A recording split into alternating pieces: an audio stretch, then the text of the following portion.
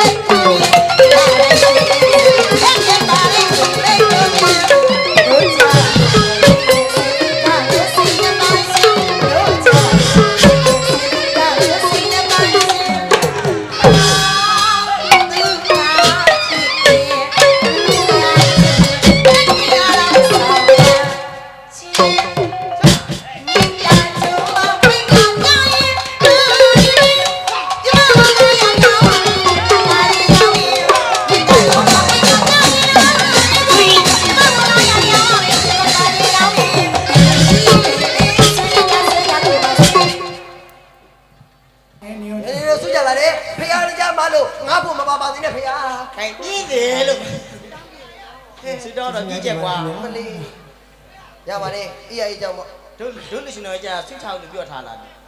ကဲတော့လာပါလိမ့်မယ်နော်ကဲအဲ့တော့ကျွန်တော်ကိုစုချတဲ့ပုံပုံများအားလုံးဟုတ်ကဲ့ဒီထက်မက